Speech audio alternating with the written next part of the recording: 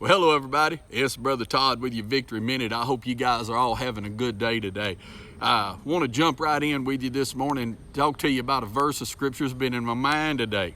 It's from Romans chapter 5. It's a very famous verse. It's verse 8. It says, God demonstrates his love towards us in that while we were still sinners, Christ died for us. And those whole set of verses there, especially verses 1 through 11, those are verses you ought to know. I guess they've been in my head ever since the other day. Just in one of these things, I commented about going through tribulation, builds perseverance, character, hope. That all comes out of Romans chapter 5. I've always kind of jokingly said, I don't know if it may happen one day, but when I told everybody, I said, when y'all lay me down in my casket, I said, I want a Bible open in one hand, and I want a Bible open in one hand with my finger pointing at Romans chapter 5, right there at them first 11 verses, so everybody walks by can catch it. Anyhow, one of my favorite verses in there is verse 8. Anyhow, that verse was stuck in my head. In fact, one word got stuck in my head, and that word is when we were still, the New King James, sinners. The old King James say yet, when we were yet sinners. Still sinners. When there was no redeeming qualities to us, when we were not, quote unquote, lovable, God showed his love towards us in going to the cross. He demonstrated his love. God, sooner or later, you tell somebody you love them all you want, but sooner or later you got to show it. And the ultimate expression of love is sacrifice. And that's what Christ did, of course, for us on the cross. And it is the reality of Christianity that differs it from every other form of religion on this planet. Every other form of religion on this planet is based on doing. In fact, some people that call themselves Christians even do it because it's natural. It's natural for people to think we've got to be good enough and we got to do enough to get acceptable. Okay, it's not when we were doing our best, Christ saw that and responded. It's when we were at our worst. When we were at our worst, when we were not lovable, when we're not able, then what does he do? Then he demonstrates himself, okay? And so what he's doing there is reaching out to people that don't deserve it. I want to look at that verse, today, I almost went into preaching there. But I want you to think about that verse today from a standpoint of what do you do when you've got people that are unlovable in your life? What do you do with people that do not deserve your help? You say, well, Brother Todd, everybody deserves a second chance. No, they don't. They don't. What do you mean they deserve it? Well, we want it, okay? I want a second chance when I mess up and don't put my boots up, my shoes everywhere at the house, okay? And that's me and Misty been married now since 1986. And Lord, she's been on me about them boots and shoes ever since. I didn't even realize how serious she was about it till a few years ago. But anyway, well, when I forget and I don't put them up, I don't deserve another chance. I want one, but I don't deserve it, okay? And so that's dealing with people. You got people in your life that maybe have done you, we used to use the term in my family a lot, he done you foul. Foul, F-O-U-L. He's done you foul. Somebody's done you wrong is they don't necessarily deserve another opportunity. Okay, we ought to give it to them in Christian love. We ought to give it to them out people when we love them. And everybody needs, another opportunity because we're all sinners. But the reality is you've got people in your life that have done you wrong so many times, you're wondering how do you deal with them. This could be an ex. This could be in the relationship you're in right now. It could be somebody you're dealing with in business. It could be somebody in the church, whatever it is, churches we're ministers of what? Reconciliation. It means we're going to have to reconcile things. We got to work through. You got to come to a time in life where, I tell people in church, when churches are groups of people and when they go through different stresses and difficulties, there's got to be room for grace and there's got to be room for reconciliation, because what we most of the time do is everybody just leaves church. They just leave church and they go and start another one, say it was God's will, and it's all a big old lie.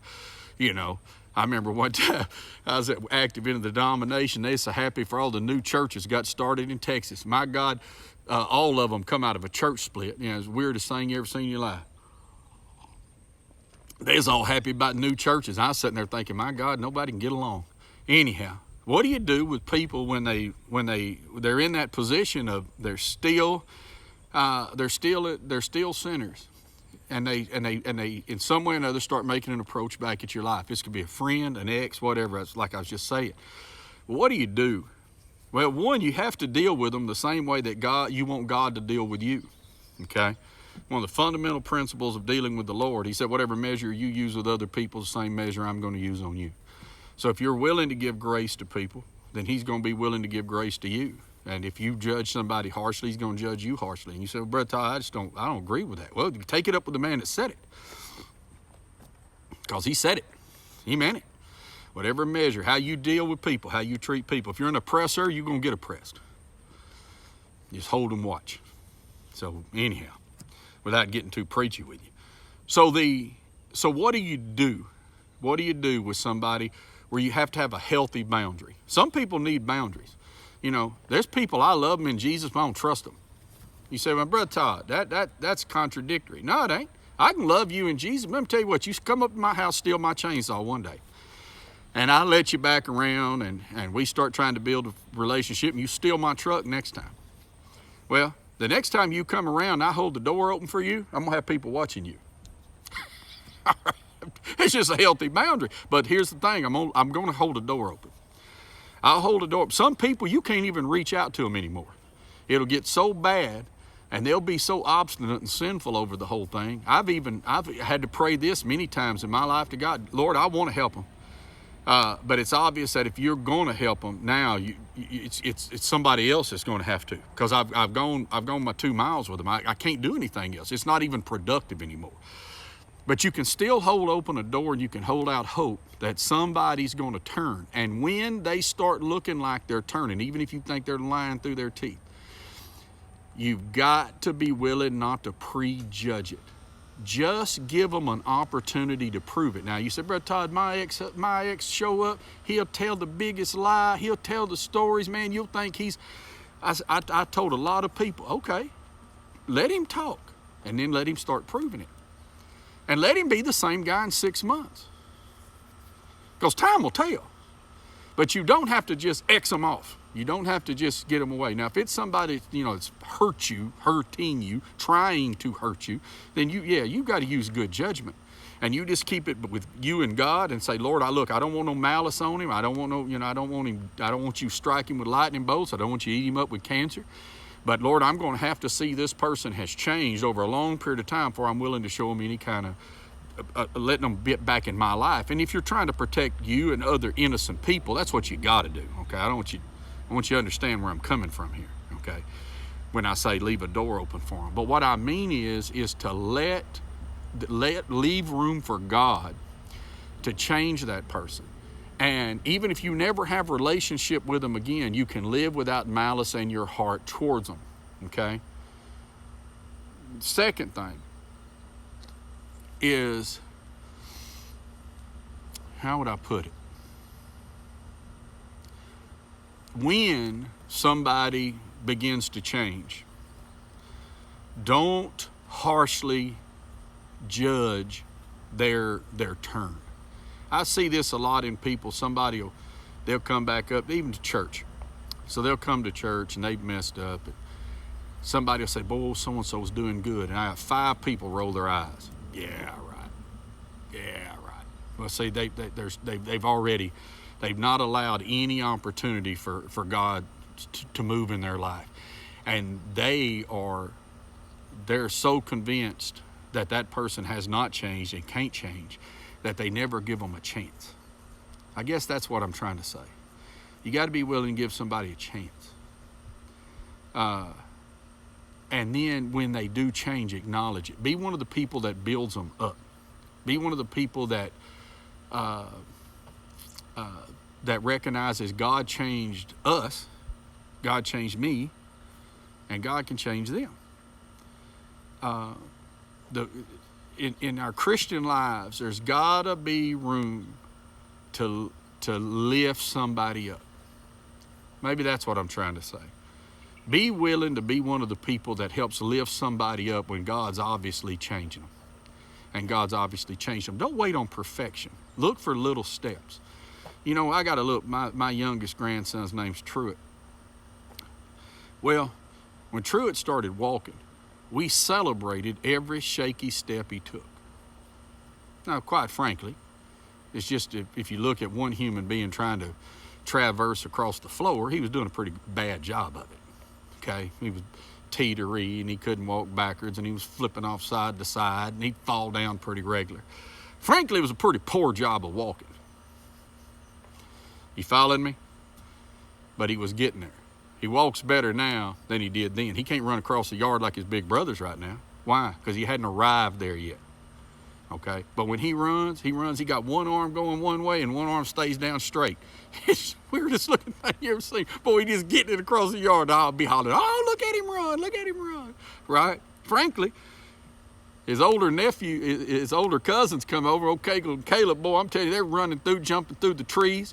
I mean, look like a bunch of gymnasts in training, right? Well, he's not up to their speed yet, but he's moving. You following me? Be willing to celebrate it, okay? Now, again, if we're talking about somebody that's honest to God, this is a dangerous situation. You got to hold them off. I'm not talking about that. I'm talking about your child disappointed you. I'm talking about your husband messed up a little bit. I'm talking about your wife is, kind of hurt your feelings. I'm talking about the guy at church said something about some friend of yours you don't like. I'm talking about the way it is 99% of the time. Now, Again, even with people that are just absolutely probably never going to take place in your life again over things that they've done, you can decide whether or not to have a harsh attitude towards them, okay?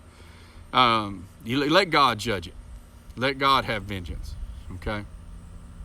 I'll tell you the last thing, I know I've been talking here a little while, and I notice I've been looking over at the got something here going on the screen. I notice I'm looking over to the side a lot. It means I looked off this way when I'm thinking of something. So I know I probably hadn't made much eye contact with you today. I've been trying to think this through. Usually I try to think these things through before I go to talking about them. But the last thing I'd tell you is you got to leave room in dealing with people to get burned.